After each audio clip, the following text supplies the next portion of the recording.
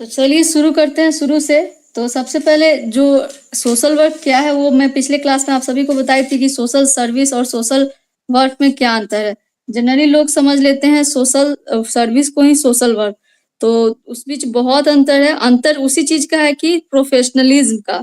तो जो normal social service होता है उसमें जरूरी नहीं कि आप प्रोफेशनल हो, बट जब आप प्रोफेशनल ढंग से सोशल वर्क सोशल सर्विस देते हैं उसको सोशल वर्क कहते हैं।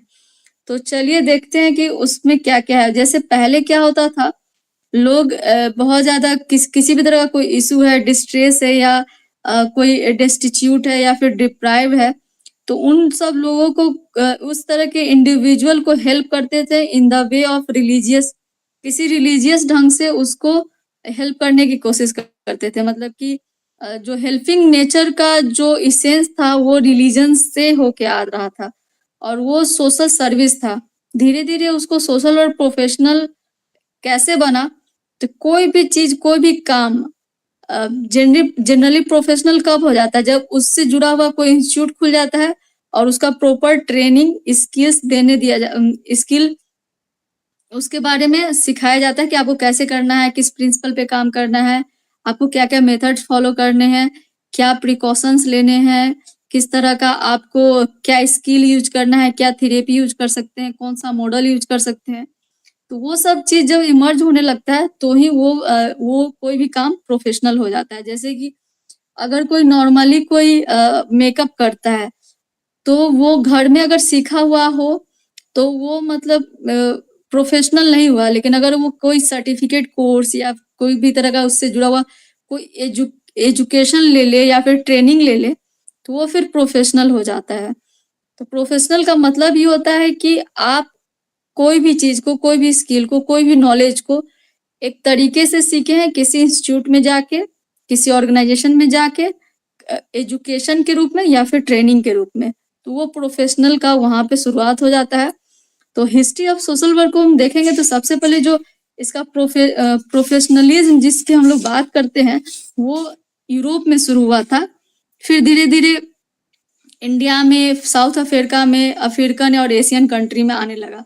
तो सबसे पहले जो यूके का हिस्ट्री है, यूके का सबसे ओरिजिन माना जाता है इन द अगर हम सोशल और प्रोफेशन की बात करें तो यूके सबसे बेसिक माना जाता है।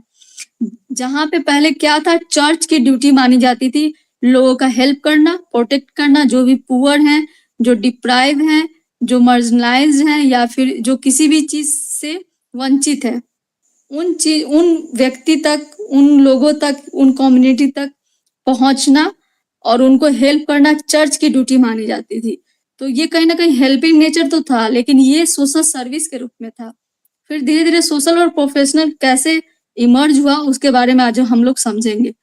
The root of the social work may be found extensive volunteer movement, religious during the formative years of the United States or any country। तो कोई भी कंट्री होता है उसमें जनरली क्या होता है, जो रिलीजियस मूवमेंट होते हैं वो उसके थ्रू या फिर कोई वॉलेंटियर मूवमेंट है उसके थ्रू ही जो उसका हेल्पिंग नेचर है वो शुरू हुआ था। कहीं ना कहीं उसको रूट मानते हैं हम सोशल वर्क प्रोफेशन का, जो शुरुआत में यूनाइटेड स्टेट में शुरू हुआ। Each country has its own unique history, unique societal context. In that particular context, we need to understand and we need to look at the origin of social work. That's why when study a history of professional social work, we need to understand and look onto the what are the unique things that paved the way for the emergence of social or professional। तो हर country का हर चीज का unique चीज होता है, unique होता है वहाँ का सोसाइटी किस तरह का है, अभी वहाँ पे इंडस्ट्रियलाइजेशन हुए कि नहीं है, सोसाइटी में के बीच कितना ओपननेस है, किन चीजों को कितना ज्यादा महत्व दिया जाता है। इस चीज को सबसे पहले सोसाइटी किस स्टेज पे है, डेवलपमेंट के किस स्टेज पे सोसाइटी है उसको समझना होता है। साथ ही समझना होता है कि वहाँ स्टेट का क्या इंटरवेंशन है वेलफेयर कोड लेके वो, और उसको पहले हम समझेंगे, उससे हमें पता चलेगा कि यहाँ पे कैसे हिस्ट्री वर्क प्रोफेशनल का शुरुआत हुआ। क्योंकि हर सोसाइटी यूनिक इन नेचर होता है, उनका अपना हिस्ट्री होता है, उनका अपना यूनिक हर कुछ स्टेज होता है, या फिर सोशल रिस्पॉन्सिबिलिटीज होती है, सोशल कल्चर अलग होता है। हर जगह का जो इसेंस है सोसाइटी का वो डिफरेंट है। जो सोसाइटी आपको बिहार में मिलेगा वो इंडिया के दूसरे स्टेट में नहीं मिलेगा, इंडिया के दूसरे स्टेट में मिलेगा। सब जगह का सोसाइटी का जो इथिक्स है या फिर उनका कल्चर है वो डिफरेंट है ऑल ओवर द वर्ल्ड में। कहीं भी किसी भी सोसाइटी को ले ले, किसी भी कम्युनिटी को ले ले, तो सबका जो बात करने का तरीका होता है, उनके कल्चर होते हैं, उनका जो सेंटिमेंट होता है सोसाइटी को वो बहुत डिफरेंट होता है। सब जगह सेंटिमेंट जैसे जैसे चेंज होते गया वैसे वैसे need of professional social work का जो पेव्ड है वो होने लगा। Unique things that many things emerges and arises which paved the way of the emergence of the professional social work। तो यूके की जब हम बात करते हैं तो 19th सेंचुरी में प्रोफेशनल सोशल वर्क की शुरुआत हुई थी। सबसे पहला institute of social work training जो कि एम्स्टर्डम इन यूरोप वहां पे शुरू हुआ था, जो कि 1899 में 1889 में शुरू हुआ था। सबसे पहला इंस्टीट्यूट स्कूल जो सोशल वर्क का है, वो जहाँ पे ट्रेनिंग दी जाती थी कि आपको जब चैरिटी करते हैं, फिर भी चैरिटी के टाइम पे भी आपको लोगों को ट्रेन किया जाता था।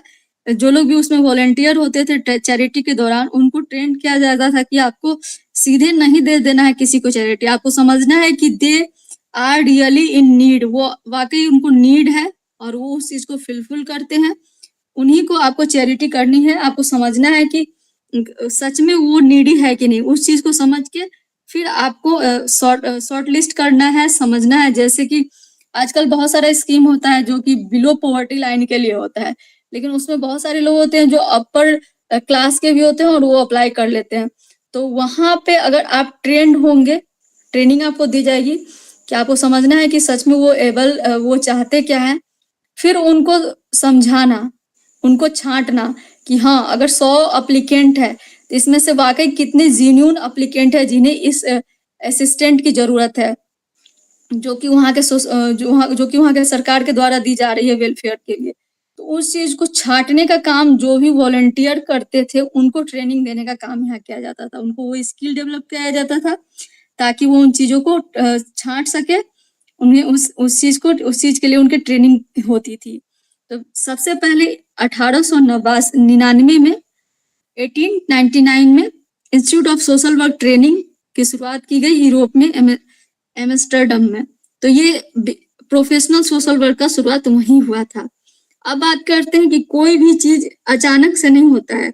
Nothing start sudden, they took lot of years, many events, many moments, many things, new people, new things, many things, step by step कोई चीज का शुरुआत होता है। हम एकदम से यही नहीं कह सकते कि हाँ इस डेट को ही सोशल और प्रोफेशनल का शुरुआत हुआ, लेकिन हाँ हम ये कह सकते हैं कि हाँ ये चीजें धीरे धीरे होती गई और उन चीजों को जोड़ती चली गई, जिससे कि आज social work as a profession के रूप में ऑल ओवर द वर्ल्ड मान्यता मिला हुआ है।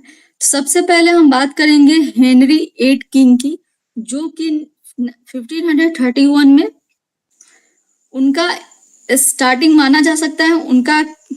उनका ये योगदान था कि जो भी बेगर्स थे, जो भी भिखारी थे, उनको रजिस्टर्ड करना और उनको लाइसेंस देना।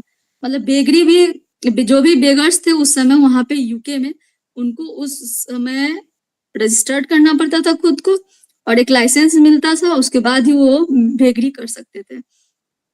तो ये बात थी आपको 1531 की, हेनरी 8 जब वहां के राजा थे तब की बात है। फिर 1563 में house holder to provide funds weekly for the relief of the poor. तो वहां पे एक नया चीज शुरुआत हुआ कि जो हाउस होल्डर थे वो फंड देते थे वीकली, जिससे पुअर के लिए रिलीफ का काम किया जाता था, जैसे उन्हें अनाज देना, कपड़े देना या फिर और भी जरूरत की चीज उन्हें दिया जाता था। फिर क्वीन एलिजाबेथ आई 1572 में, 1572 में, जो कि उन्होंने जनरल टैक्स लगाया। टैक्स आज हम लोग भी देते हैं, जनरली जो लोग ज्यादा कमाते हैं उनसे टैक्स ले लिया जाता है। फिर उसी पैसे को जो गरीब है, जो एबल नहीं है उस चीज के फैसिलिटी को अवेल करने में, जो भी बेसिक नीड्स है, एजुकेशन है, चाहे सेफ्टी है, चाहे फूड है, चाहे क्लोथ है। तो जो बहुत ज्यादा मतलब उस चीज को नहीं कर पा रहे हैं, जो बहुत गरीब है, जो अप टू मार्क के एक बेसिक नीड्स को भी खुद के पूरा नहीं कर पा रहे हैं, उनको तक वो पहुंचाने का काम किया जाता है स्टेट के द्वारा। अभी भी हम लोग टैक्स देते हैं, जिससे कि बहुत जितने भी प्रोग्राम्स हैं, जितने भी पॉलिसी हैं, जिन पे खर्चे होते हैं, तो टैक्स के पैसे से खर्च किया जाता है। तो इसकी शुरुआत 1572 में क्वीन एलिजाबेथ ने की थी, जनरल टैक्स लगा के। फिर फर्स्ट पुअर लॉ आया। जनरली हम लोग जब पुअर लॉ की बात करते हैं तो सबके ध्यान में आता है 1601, जो कि पुअर लॉ है, बट पुअर लॉ सिर्फ एक नहीं आया था। There are lot of series of poor's law which emerges time to time. Many Poor's law came into the limelight. First Poor law came into 1598, and the most popular one is that which is amended in 1601, which is called as Elizabethan Poor law, or which is also called as 43rd of law. मतलब कि 43 third of law था ये। और यहाँ पे 3 category में poor को divide किया गया। पहला कैटेगरी था एबल्ड बॉडी पुअर, दूसरा इम्पोर्टेंट पुअर और तीसरा डिपेंडेंट पुअर। तो पूरे पुअर का जो कैटेगरी था उसको 3 पार्ट में यहाँ पे डिवाइड किया गया। पहला एबल्ड बॉडी, दूसरा इम्पोर्टेंट पुअर और तीसरा डिपेंडेंट पुअर। तो एबल्ड बॉडी जो पुअर थे वो ऐसे पुअर थे जो फिजिकली फिट थे, मेंटली फिट थे, they can do whatever they want to do, but they are just in their mind state not to work. Means वो उनके पास क्षमता है, कमा सकते हैं, खा सकते हैं, फिर वो काम नहीं करना चाह रहे हैं। एक तरह से कह ले तो जो मतलब कि बेरोजगारी जैसा वो आराम से जीना चाह रहे हैं। एबल्ड बॉडीड पुअर है, फिर भी वो आराम से मतलब कि बैठ के खाना चाह रहे हैं। तो उस तरह के पुअर को एक जगह छांटा गया, उनको ट्रेनिंग दी गई कि आपको कैसे वर्क करना है। उनको जो करेक्शन सेटिंग होता है या फिर वर्क हाउस होता है उसमें काम करने के लिए भेजा गया। और जो लोग काम सिखाया जाता था उनको कैसे काम करना है, और जो लोग काम करने के लिए नहीं तैयार होते थे उनको फिर क्या किया जाता था, उनको जेल भेज दिया जाता। तो एक हो गया एलिजाबेथन पुअर लॉ का पहला जो पुअर का पार्ट था वो है एबल्ड बॉडीड पुअर, और दूसरा उसको स्टडी बेगर्स भी बोलते हैं, और दूसरा है इम्पोर्टेंट पुअर। इम्पोर्टेंट पुअर वो होते हैं जो वाकई में एबल्ड नहीं है, वो काम नहीं कर सकते हैं, जैसे कि ओल्ड है, ब्लाइंड है, कोई लिम्प है, कोई डम्फ है, या फिर कोई मेंटली रिटार्डेड है, इस तरह से। तो जो लोग भी इस तरह के लोग होते थे जो कि इम्पोर्टेंट पुअर के कैटेगरी में आए, उनको आर्म्स हाउस में भेज दिया जाता था।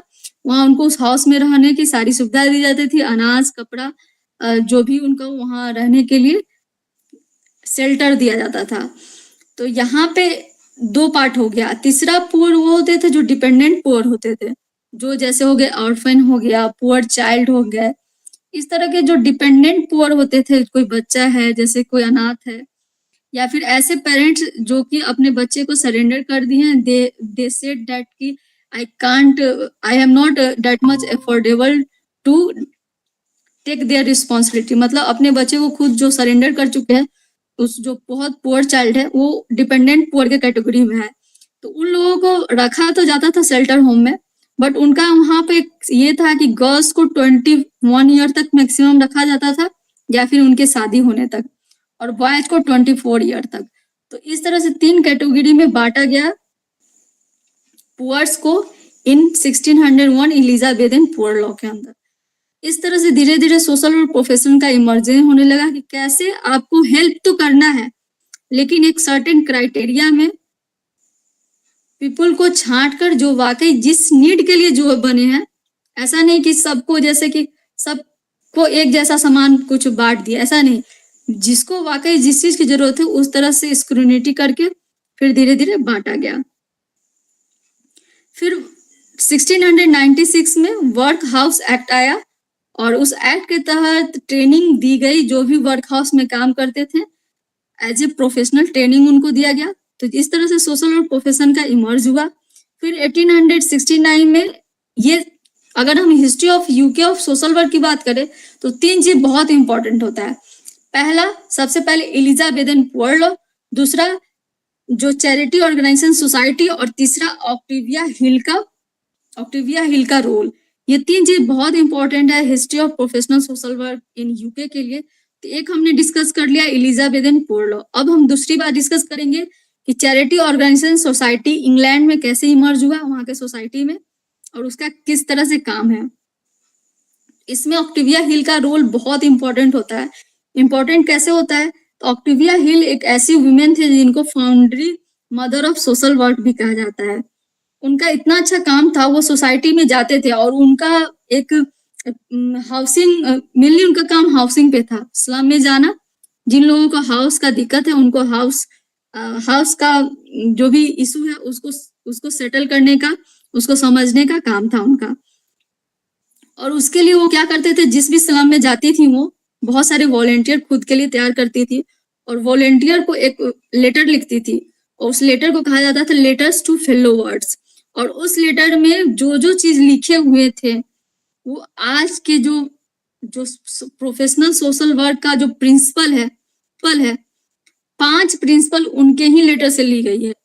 पहला नॉन जजमेंटल एटीट्यूड, दूसरा इंडिविजुअलिटी, तीसरा सेल्फ डिसीजन का जो मेकिंग पावर होता है वो, चौथा जो किसी के भी बात को गुप्त रखना यानी कि कॉन्फिडेंशियलिटी, और पांचवा कि आपको एम्पावर कैसे होना है, ये जो हेल्प देमसेल्फ।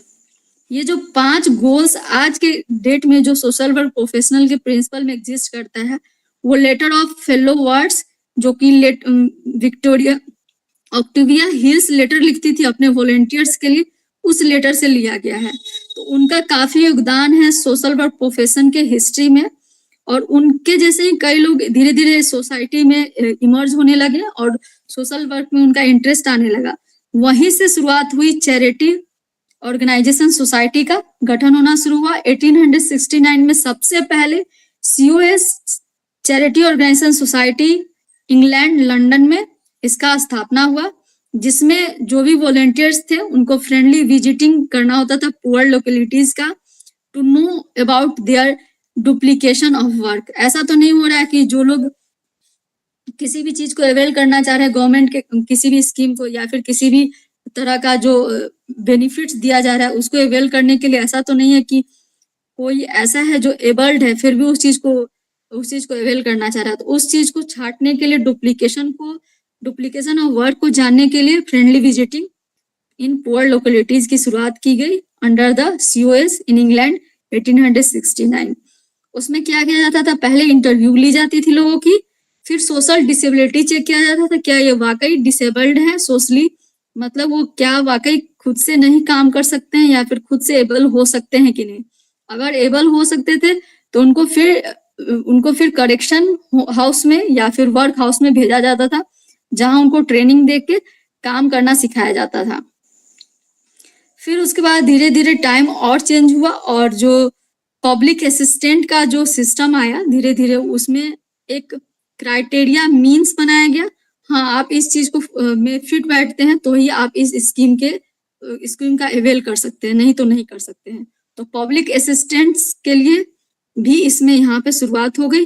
फिर the homes of London poor एक बुक है, the homes of London poor 1883 में ऑक्टेविया हिल ने लिखा था, और उस बुक को लिखने की वजह से ही उनको foundry of mother of social work कहा जाता है।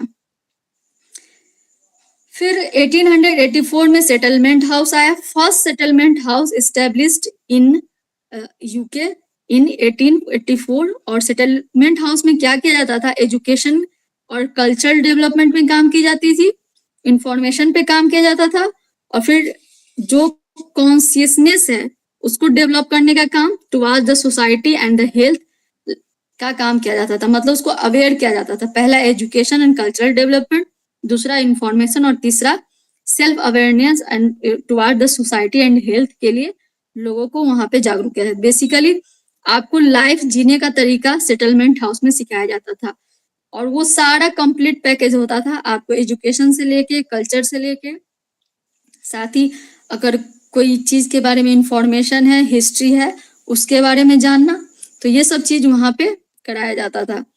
फिर उसके बाद धीरे-धीरे टाइम चेंज हुआ, फिर टोनी बेल हॉल्स बने बहुत कहीं-कहीं पे। वो सब 1884 के बाद बनना शुरू हुआ यूके में, जिसमें रिफॉर्म तो क्या है, सोसाइटी को रिफॉर्म करने का काम किया जा सकता है। Centre for social reform unit बनाया गया, मूवमेंट्स हुए। साथ ही वहां पे रिसर्च का काम शुरू हुआ। रिसर्च का काम शुरू हुआ इन द सेंस की रिसर्च कैसे करते हैं, सोशल वर्क में ये स्कीम है तो इस तरह के सोसाइटी में हम इसको कैसे हेल्प कर सकते हैं। इस तरह का जो रिसर्च का काम है टोनी बेल हॉल में शुरू कर दिया गया। बहुत सारे आर्म्स हाउस बने, सेटलमेंट हाउस बने। इस तरह से सोशल वर्क प्रोफेशन का इमर्ज हुआ यूके में। फिर जो अगर हम प्रोफेशनल की बात करें तो वो institute of social work training Amsterdam in Europe में सबसे पहले 1899 में बनाया गया, जहाँ पे ट्रेनिंग दी जाती थी वॉलेंटियर्स को कि आपको किस तरह से चैरिटी करनी है, आपको किस तरह से सोसाइटी के कंडीशन को समझना है, स्टेट को समझना है और वहाँ के मूवमेंट और सोशल रिफॉर्म मूवमेंट्स को समझना है, और उस तरह से तीनों का क्या एक मिला जुला काम हो सकता है जिससे कि सोसाइटी को बेनिफिट हो। लेकिन ऐसा नहीं कि उस बेनिफिट उन लोगों तक तो नहीं पहुंच रहा है जो उस बेनिफिट के अवेल करने के लिए नहीं बने हैं। मतलब कि जिनके पास ऑलरेडी वो एबल्ड हैं, जिनके पास पैसा है और वो वाकई पुअर नहीं है, फिर भी अगर उनको फैसिलिटी मिल रही है तो ऐसा तो नहीं हो रहा है। इस चीज को चेक करने के लिए और स्क्रूनिटी को टाइट करने के लिए ट्रेनिंग दी जाती थी कि हाँ, जो एबल्ड पुअर है उन्हीं को असिस्टेंट दिया जाए। तो ये this is all about the history of professional social work emerges in UK. तो इस क्लास में हम आज इतना ही पढ़ेंगे और फिर नेक्स्ट क्लास में हम लोग दूसरे टॉपिक को देखेंगे। अगर किसी के पास कोई क्वेश्चन हो तो मुझसे पूछ सकते हैं।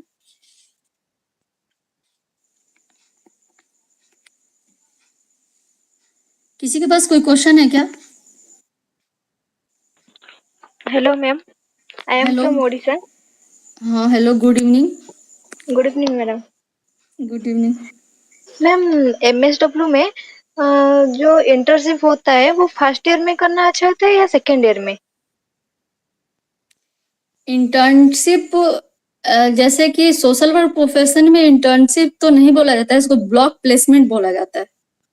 जी नहीं, अगर हम इंटर्नशिप करने चाहे तो जैसे कि आप कहीं फर्स्ट ईयर में, जाके कोई, हाँ जी, फर्स्ट ईयर में। ओके, आप अगर फर्स्ट ईयर में हैं और अभी आपका समर वेकेशन होने वाला है और आप चाहते हैं इसमें कहीं इंटर्नशिप करना है ना, जी जी जी मैम। तो दो चीज पे डिपेंड करता है। पहला कि आप अपने फैकल्टी से पूछ लें। मोस्टली फैकल्टी अलाउ करते हैं जी क्योंकि आप जिस ऑर्गेनाइजेशन में जाएंगे वहां आपको लेटर सबमिट करना होगा यूनिवर्सिटी की तरफ से अलाउ का। किसी जी भी तरह का लेटर ऑफ परमिशन आपको वहां सबमिट करना होगा। तो बिना आप फैकल्टी के हेल्प के आप ये कर ही नहीं सकते हैं। तो आप फैकल्टी को बताएं कि हम यहाँ इंटर्नशिप करना चाहते हैं, किसी ऑर्गेनाइजेशन में आप बात कर ले, फिर उनको जी यूनिवर्सिटी की तरफ से लेटर जाए और वहां जाके कर सकते हैं। ओके, बहुत सारा थैंक जो यू इंस्टीट्यूट है जैसे विमेन और चाइल्ड डेवलपमेंट है या फिर नीति आयोग है, इस यूएनडीपी मैम। है, इस तरह का ऑर्गेनाइजेशन समर इंटर्नशिप कराती है। शॉर्ट पीरियड का इंटर्नशिप होता है उन लोगों का 2 मंथ का, कहीं पे 1 मंथ का भी होता है और लॉन्ग टर्म का 6 मंथ का होता है। जी अभी तो आप अचानक से अभी तुरंत करना चाहेंगे तो आपको वो स्कीम वाला तो नहीं मिल पाएगा, लेकिन हाँ, आप किसी एनजीओ को ट्राई कर सकते हैं, वहां पे आपकी बात बन सकती है। अगर आपके पास वहाँ रहने का खाने का अगर एनजीओ के तरफ से ही मिल जा रहा है तो बहुत अच्छी बात है, और नहीं तो अगर आपका वहाँ रहने का व्यवस्था है तो आप कहीं भी ऑल ओवर इंडिया जाके कर सकते हैं। आपको डेफिनेटली आप इंटर्नशिप करेंगे, ग्राउंड लेवल पे जाएंगे तो नॉलेज आपका बहुत इनहांस होगा। जी जी ma'am. Ma'am, I am already, मतलब एज ए फील्ड इन्वेस्टिगेटर, मैं तो 4-5 साल के वर्क एक्सपीरियंस है मेरे पास। जैसे कि यूनिसेफ में भी काम कर चुकी हूँ 2-3 मंथ का, और ओके, एमसीएल, ईरी, सीमिट, ये सब में काम कर चुकी हूँ। तो मैं ओके। चाहती हूँ एग्रीकल्चर की लाइन में थोड़ा जाए। तो स्पेशलाइजेशन में क्या होना चाहिए? मैं एग्रीकल्चर लाइन में थोड़ा जाना चाहती हूँ। क्या क्या? मैं एग्रीकल्चर की ऑफिस में, जैसे कि ईरी, सीमेंट में ऑलरेडी वर्क एक्सपीरियंस है मेरा। तीन ओके, 3 साल का एक्सपीरियंस है ईरी में एज ए फील्ड इन्वेस्टिगेटर। तो मैं उस लाइन में जाना चाहता हूँ। अच्छा, मतलब एग्रीकल्चर के फील्ड में जाना चाहते हैं ना? जी, जी। तो हर डिस्ट्रिक्ट में डिस्ट्रिक्ट एग्रीकल्चर का एक ऑफिस होता है। जी। हाँ, वहाँ जाके आप काम कर सकते हैं। वहाँ पे इंटर्नशिप के लिए जाएँगे तो भी हो जाएगा? हो जाएगा। अच्छा। मैम मेरा एक क्वेश्चन था। हाँ, बोलिए अंशु जी। मैम ये कह रहा था कि मैम मैं सेकंड ईयर मतलब मेरा फोर्थ सेम चल रहा है और हुँ। मैंने एमएसडब्ल्यू के पहले post graduate diploma in human resource management किया हुआ है और मेरा हुँ, 2 मंथ का इंटर्नशिप एक्सपीरियंस है नोएडा मेट्रो रेल कॉरपोरेशन में। और मेरा मतलब ज़्यादा एचआर में मतलब लगाव है, तो ओके। मुझे आगे मतलब एचआर में ही करियर बनाना है, तो आप मुझे आपने कुछ जो सजेस्ट कर सकते? आपने जो एमएसडब्ल्यू किया उसमें स्पेशलाइजेशन है क्या आपका कुछ? यस यस एचआर है। एचआर ही है। और आपके यस। पास कितने साल का वर्क एक्सपीरियंस है अभी? वर्क एक्स नहीं है। अच्छा, ओके। आप सेकेंड ईयर में और लास्ट सेमेस्टर में है ना? जी जी जी। ओके। और एचआर में इंटरेस्ट है, एचआर में स्पेशलाइजेशन है। तो हाँ जितने भी हाँ, तो जितने भी विनी रत्नास कंपनी है ना? यस यस जैसे ऑयल इंडिया कंपनी है, ओएनजीसी है ना? यस इस एचआर का बहुत अच्छा वैकेंसी आता है, पे स्केल वाली वैकेंसी होती है। Yes yes. हाँ, तो कभी कभी उसमें फ्रेशर्स को भी लेते हैं, कभी कभी मतलब एक्सपीरियंस को भी लेते हैं। आप ट्राई कर सकते हैं। या फिर जितना भी कॉर्पोरेट वर्ल्ड है, एचआर का तो पोजीशन हर जगह होता है। मतलब आप जितनी भी कंपनी चल रही है, जितनी भी इंडस्ट्री चल रही है, एनजीओ चल रही है, चाहे किसी भी फॉर्म में कंपनी चल रही हो, यस सब यस। जगह एचआर का पोजीशन होता है। तो आपके लिए तो बहुत वाइड रेंज ऑफ चीजें ओपन है, आप हर जगह कहीं भी ट्राई कर सकते हैं। मैम जैसे जैसे आपने ये पीएसयू के बारे में बोला मैम, तो और बैंक के बारे में जो भी मैम, अदर देन इसके मेरे पास अगर मैं लिंक्डइन के थ्रू चाहे और भी क्या क्या हाँ, ऑप्शन? लिंक्डइन क्या है, एक प्रोफेशनल प्लेटफॉर्म है। जैसे हर प्लेटफॉर्म का अपना अपना यूनिक कैरेक्टर होता है। जैसे हम लोग सोशल वर्क में पढ़ते भी हैं, इंडिविजुअलिटी, हर हर इंडिविजुअल अपने आप में यूनिक होता है। तो उसी तरह से जितना भी सोशल प्लेटफॉर्म है, हर प्लेटफॉर्म बहुत यूनिक है और उसका अलग अलग यूज आप अपने बेनिफिट के लिए कर सकते हैं, अच्छे के लिए। और गलत के लिए भी तो किया जा सकता है, लेकिन हमें गलत के लिए नहीं यूज करना है, हमें अच्छे के लिए यूज करना है।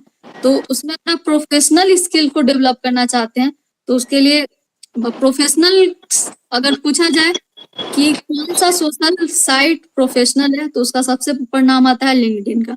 तो वहाँ प्रोफाइल बनाइए और अपने फील्ड से जुड़े लोगों को कनेक्ट कीजिए और वहाँ पे जॉब आप फॉलो कर सकते हैं किसी किसी कंपनी को। वहाँ पे ओके। उससे जुड़ा हुआ जो भी जॉब आएंगे तो आपको नोटिफिकेशन मिल जाए। तो आप वहाँ पे फॉलो भी कर सकते हैं कई सारे एनजीओज को। जो भी वहाँ से नए इवेंट होंगे, नए रिक्रूटमेंट होंगे, उसका नोटिफिकेशन आपको मिल जाएगा।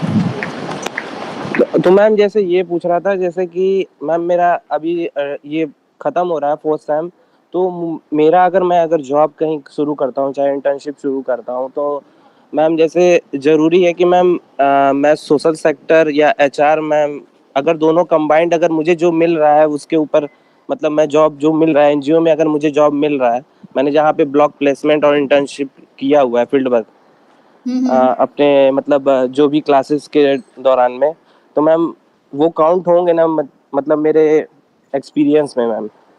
नहीं नहीं नहीं नहीं, जो आप कोर्स के दौरान जो भी काम करते हैं ना फील्ड वर्क के रूप में, या यस। फिर किसी कंकरेंट फील्ड वर्क जो होता है, या फिर ब्लॉक प्लेसमेंट होता है, या फिर ट्रेनिंग होता है, आप अगर स्टडी के दौरान कर रहे हैं तो वो एक्सपीरियंस में काउंट नहीं होता है।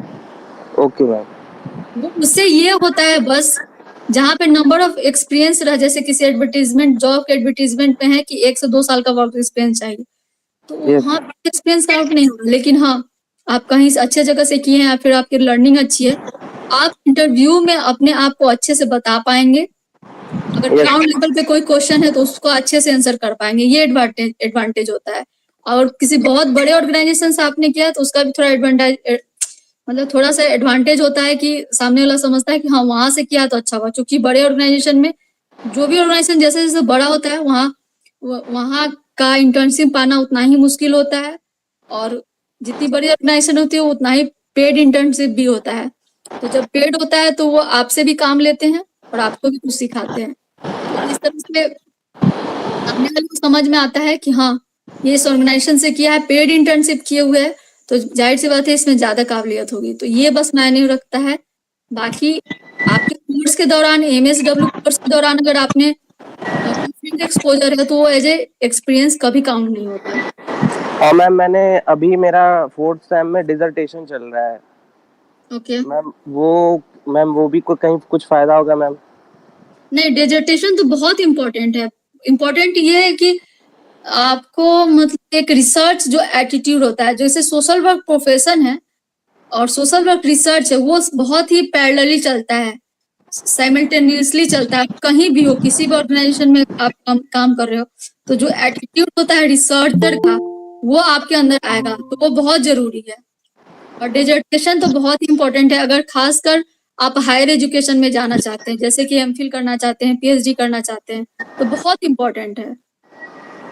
डिसर्टेशन के लिए बहुत फायदा होता है। तो आप अच्छे से डिसर्टेशन को जितने साइंटिफिक मेथड फॉलो करके कीजिएगा डिसर्टेशन, सीरियस लेके उसको, उतना ही आपको फायदा होगा। जॉब में भी, अगर आप जॉब में जा रहे हैं तो, या फिर आप एकेडमिक में जा रहे हैं तो, दोनों रिस्पेक्ट में डिसर्टेशन जितना सीरियस होके आप करेंगे उतना ही फायदा है। अब मैम मेरा बस एक लास्ट क्वेश्चन है मैम, कि मैम जो मैं आगे अगर मैं PhD अगर करना चाह रहा हूँ मैम, तो मैम सोशल वर्क से मैं हट के, मतलब मैं JRF कर सकता हूँ सोशल वर्क से मैम, लेकिन PhD जो मेरे सब्जेक्ट्स रहेंगे मैम, मुझे थोड़ा सा अलग करना है, मतलब न्यूरो साइंस, कॉन्जेनिटिव साइंस या वुमेन स्टडीज हो गए मैम, ह्यूमन सेक्टर मैम, कोई जैसे दिक्कत तो नहीं? नहीं, कोई दिक्कत नहीं। PhD में आप किसी भी जगह से PhD करें, वहां पे आपका टॉपिक जो है उस डिपार्टमेंट से जुड़ा हुआ होता है, तो आपको उस डिपार्टमेंट में ले लिया जाएगा। जैसे कि एकदम से आप, जैसे कि एटम को डिस्कवर करने का चीज आप सोशल साइंस के डिपार्टमेंट में नहीं कर सकते, ह्यूमैनिटी में नहीं कर सकते। वो पीपल के, सोसाइटी का इशू का, उससे जुड़ा हुआ कुछ भी आप वहाँ इंटर्नशिप कर, मतलब PhD कर सकते हैं। तो ये बाउंड्री नहीं होता है, बस बाउंड्री इतना होता है, जुड़ा होना चाहिए। मैम रिलेट होने चाहिए उससे। हाँ बस, अगर आप सोशल वर्क डिपार्टमेंट से कर रहे हैं तो पीपल से जुड़ा हुआ कोई भी सोशल इशू हो सकता है।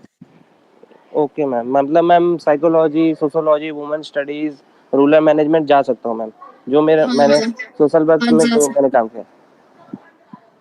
Okay ma'am, thank you. Thank you Anshu ji, thank you. एक और क्वेश्चन मेरे पास आया था, मैं थोड़ा देर पहले गूगल मीट की थी, उसमें भी बताई थी, बट उस टाइम लाइव नहीं हो पाई थी, तो उसे मैं फिर से रिपीट कर देती हूँ ताकि ये स्टोर्ड रहेगा, इसे बाद में भी जिसका क्वेश्चन था वो सुन सकती है और चीजों को समझ सकती है। और एक्चुअली 4-5 लोगों का एक क्वेश्चन था कि फॉर्म हम अप्लाई कैसे करें। मैं पहले भी बताई हूँ, लेकिन अभी फिर से इसलिए बता रही हूँ क्योंकि अभी मैं लाइव हूँ तो वो स्टोर रह जाएगा, उसे कोई भी बाद में सुन सकता है, देख सकता है। फॉर्म अप्लाई कैसे करें? एक्चुअली क्या होता है, फॉर्म अप्लाई करना बहुत ट्रिकी इसलिए हो जाता है आज के जमाने में क्योंकि हम ऑनलाइन अप्लाई करते हैं, और बहुत लोगों को जैसे कहीं पे लिमिट रहता है कि आपको इस फॉर्मेट में ही ये फाइल अप्लाई करना है, जैसे कि आपको फोटो अपलोड करनी है और वहां पे दे देता है कि 200 KB से ज्यादा नहीं होना चाहिए। तो हमारे हो सकता है कि किसी के मोबाइल से खींचा हुआ फोटो हो तो वो 300 MB का हो, KB का हो, मतलब जो भी लिमिट उसका रखा गया उससे ज्यादा का हो। तो बहुत लोगों को वहां अपलोड करने में दिक्कत आती है कि इसको कैसे अपलोड करे, कैसे एडिट करे।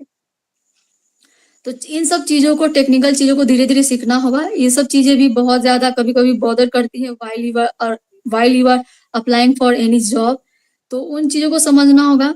बाकी जॉब का जो अप्लाई करने का जो तरीका है, हर जॉब के लिए अलग अलग रहता है।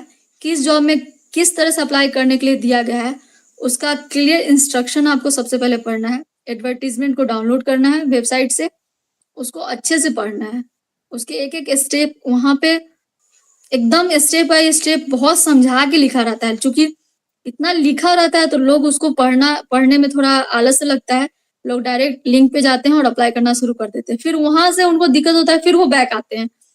तो एक बार मतलब 10 बार बैक आने से अच्छा है कि आप उसको 2 बार ही बैक आइए।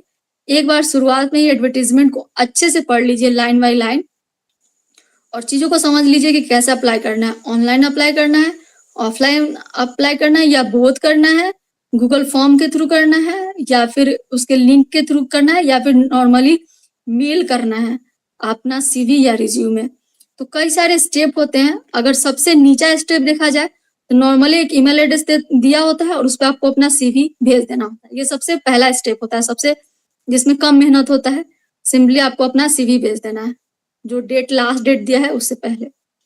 दूसरा स्टेप होता है कि आपको अपने रिज्यूमे के साथ साथ एसओपी भेजना होता है। एसओपी यानी कि स्टेटमेंट ऑफ पर्पस, यानी कि आप इस जॉब को क्यों करना चाहते हैं, या फिर कहीं कहीं पे लिखा रहता है कि आप क्यों अपने आप को सुटेबल पाते हैं इस जॉब के लिए,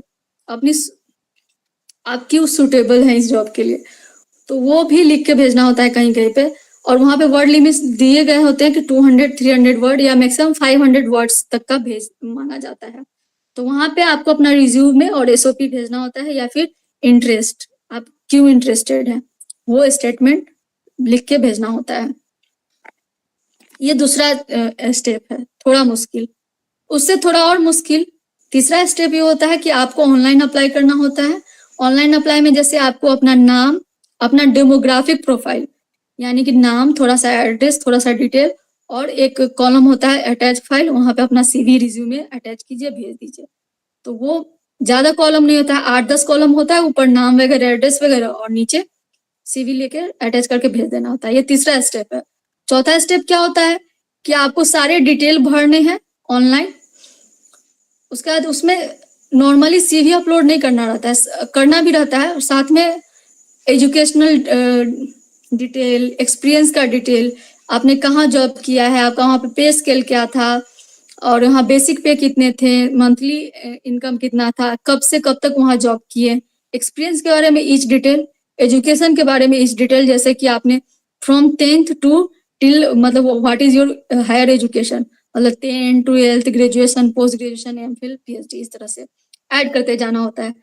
पहले सबसे पहले आप क्या प्रोग्राम किए हैं, किस यूनिवर्सिटी या बोर्ड से किए हैं, फिर आपको सीजीपीए कितना आया था या फिर परसेंटेज कितना आया था, और उसमें क्या क्या सब्जेक्ट थे, क्या डिवीजन था, ये डिटेल भरने होते हैं। और फिर मतलब सारे डिटेल काफी मतलब ज्यादा होता है। फिर एड्रेस होता है, फिर आपको फोटो और सिग्नेचर अपलोड करने होते हैं।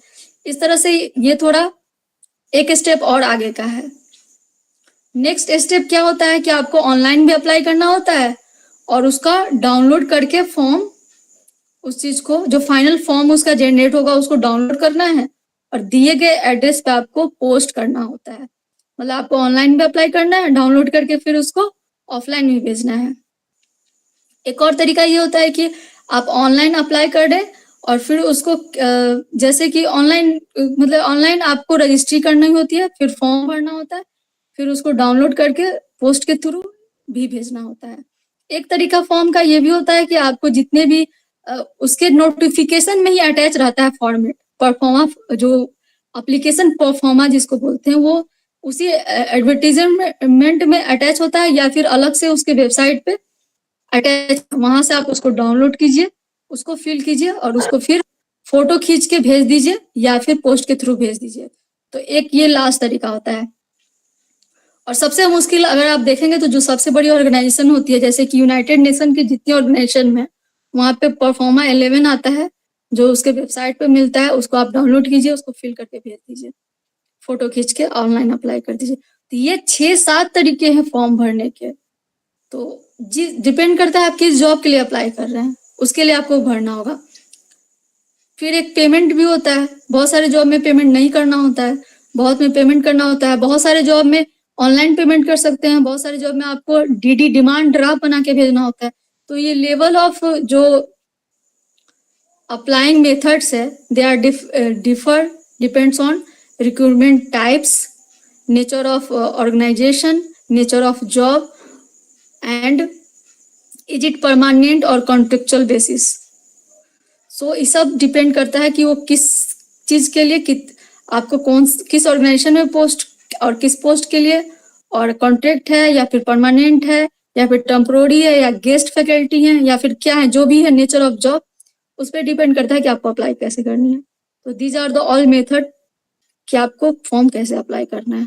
तो इसमें आपको धीरे धीरे थोड़ा टेक्निकली स्मार्ट होना पड़ेगा, और जितना स्मार्ट होंगे फटाफट फॉर्म भरने में उतना ही कम टाइम लगेगा, फिर आप फॉर्म भर पाएंगे, तो उस तरह से आप उस पोस्ट को भी निकाल पाएंगे। और किसी का कोई लास्ट क्वेश्चन हो तो मुझे बहुत खुशी होगी। फिर मिलते हैं नेक्स्ट संडे को।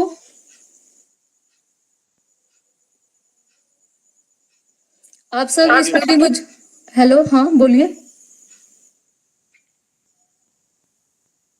यस, आप कुछ कहना चाह रहे थे अंशु जी? नहीं मैम, थैंक यू, बस कहना चाह रहा था। Okay, thank you. आपको भी थैंक यू जो लोग भी यहाँ जुड़े। आई होप आप लोग कुछ ना कुछ बेनिफिट मिला होगा, और मुझे भी बहुत कुछ सीखने को मिलता है। और हम लोग आप बस यही आप लोग से मतलब थोड़ा सा रिक्वेस्ट है मेरा कि नेक्स्ट मंथ आप मेरे इस यूट्यूब चैनल का 2 साल होने वाला है, तो उससे पहले जितने लोग को जोड़ पाए मुझे बहुत खुशी होगी। जी मैम, हमें भी खुशी हो रहा है कि हमें भी कुछ गाइड मिल रहा है। Thank you ma'am. Thank you प्रवृत्ति। तो सबको थैंक यू, गुड नाइट। फिर मिलते हैं नेक्स्ट वीडियो में, और कुछ नया इन्फॉर्मेटिव होगा। और बहुत लोगों का शिकायत होता है फ्रेशर्स के लिए जॉब मैं नहीं डालती हूँ, तो आज ही मैंने फ्रेशर्स के लिए जॉब डाला है। 2-3 दिन पहले भी एक जॉब डाला था। तो हाँ, ये बात सच है कि फ्रेशर्स के लिए जॉब जो मैं डालती हूँ वो कम ही मुझे मिलता है, उसी हिसाब से कम पोस्ट होते हैं, बट फ्रेशर्स के लिए पोस्ट होते हैं। इसलिए सारा वीडियो देखिए और अच्छे मुकाम पे जाइए। सबको all the best. Thank you मेरे साथ बने रहने के लिए। और 1 मंथ बाद 2 साल होने वाला है इस चैनल का, उससे पहले कम से कम 5000 सब्सक्राइबर कर दीजिए। कर पाएंगे? जरूर जरूर मैम। ओके, चलिए, आपका इतना बोलना ही मुझे थोड़ा एनर्जेटिक फील करा रहा है। हो या ना हो वो अलग बात है, बट आपने कह दिया हो गया, तो चलो अभी के लिए मान ली कि हो ही जाएगा। और कभी कभी अच्छा सोचने से अच्छा हो भी जाता है, तो लेट्स सी क्या होता है। और आप लोग का सपोर्ट रहेगा तो डेफिनेटली हो जाएगा। सबको thank you, goodbye, good night. Good night ma'am. Good night.